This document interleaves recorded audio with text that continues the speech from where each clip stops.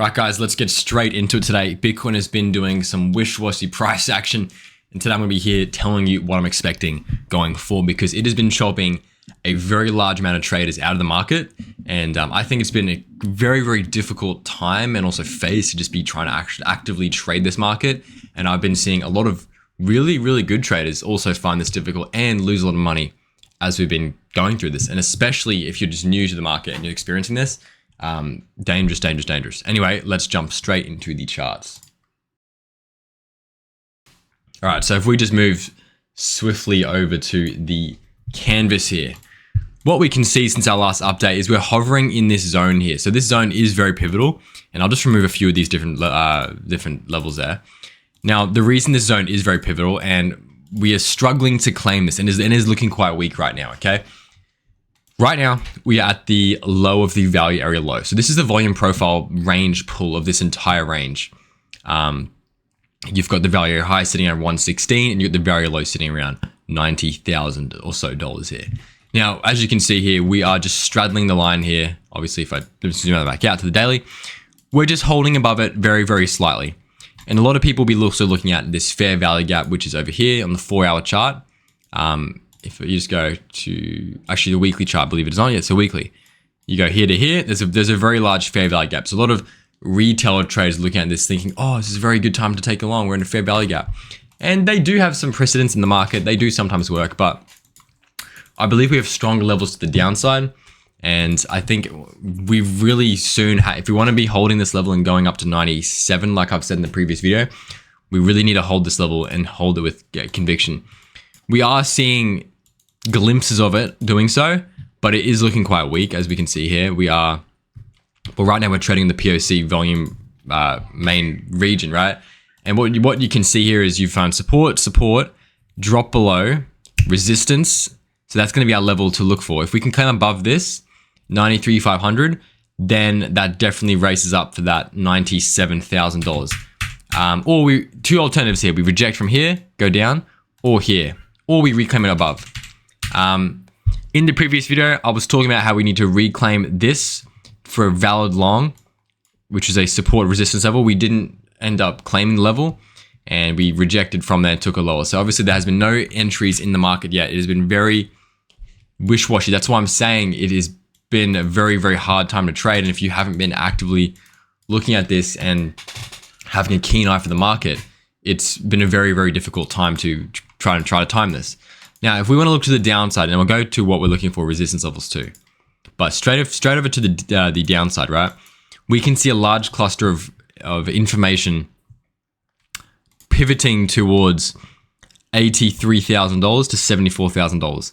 Specifically, I would like to highlight $84,000 as a very key point of support. If we do find price fails to claim above there, and we do go for that another leg lower. And that's going to be a region for a very, very big potential swing long opportunity. It definitely offers more of a bounce opposed to if we just rock it up from here, which we definitely can.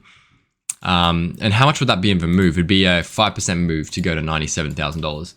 So it'd definitely be a move, but it wouldn't be something that I would be very, very inclined to take a long position on. That being said, in terms of just general spot, I think overall it will end up being a profitable trade if you just buy a spot, because I do think we will have a dead cat bounce at some sort of capacity, or let's say the bull run is still on, we do resume up. I don't believe that is the case. I believe key structure's been lost. That being said, there is some slight glimpses of hope down here that you might be able to see it go up here, and then you can claim above around 114, I believe, and then you can definitely have that. But we're not even going to think about that, because I know a lot of people have been wrecked, a lot of people have lost trades, and they want to know what's happening right now, what can we do about the current situation. So I'm just going to outline to you very, very simply as to what I'm seeing. There are very, very good levels to the downside. That being said, we are at a support level here. It's hovering around right over where we are. So if we can convincingly claim above about 93, then we'll be looking for 97. Is it a valid trade to take along here? No, it's not. That's why I'm saying if you're in a perp trade, it's very difficult because it keeps chopping you out.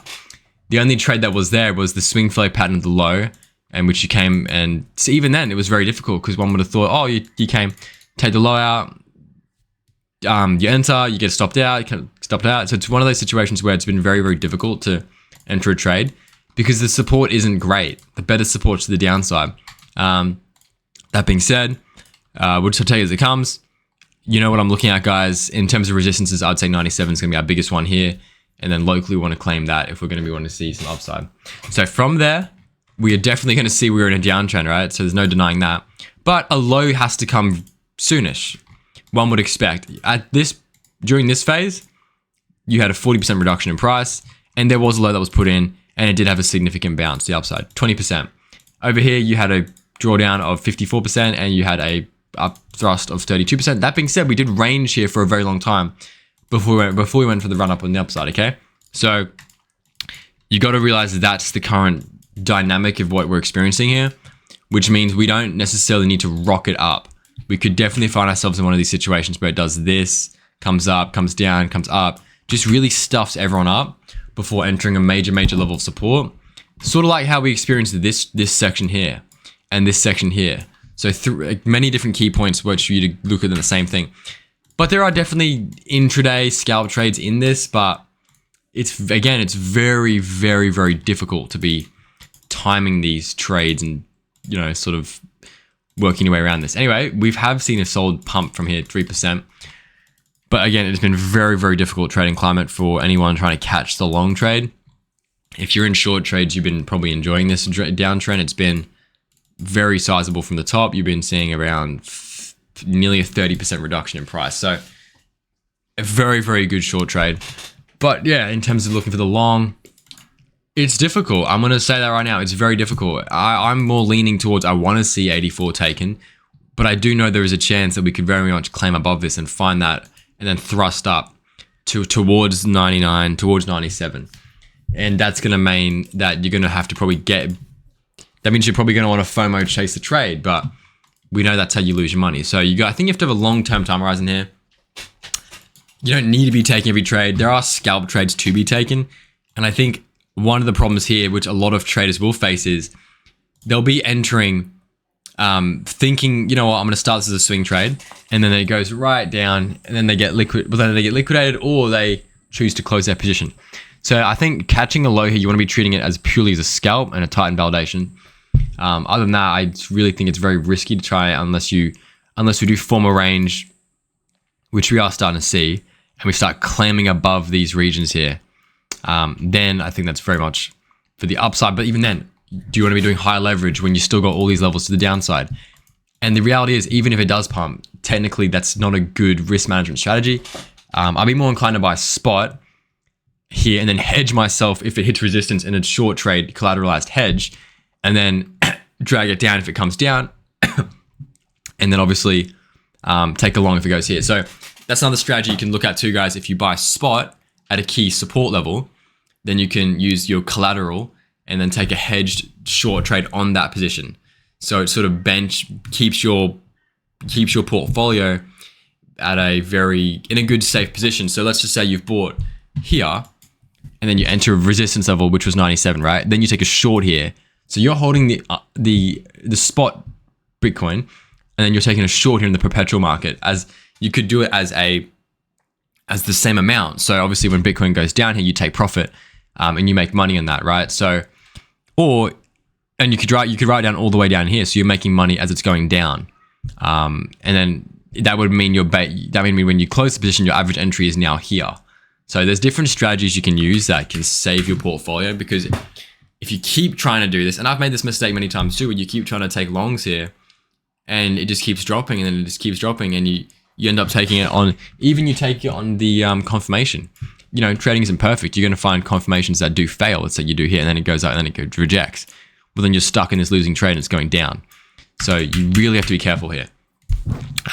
But it is obviously more inclined to be taking a long trade after you've seen a very big reduction in price. It's been a 30% discount basically. So you'd be looking for, well, one would say you'd be looking for support. You'd never want to be looking for shorts at very low points, right? Throughout this whole entire era, you'd never want to short red. Shorting's up here, up these key pivot points. And obviously if they've been missed, then you can't take a trade in them, right? Anyway, that's pretty much all I wanted to say today.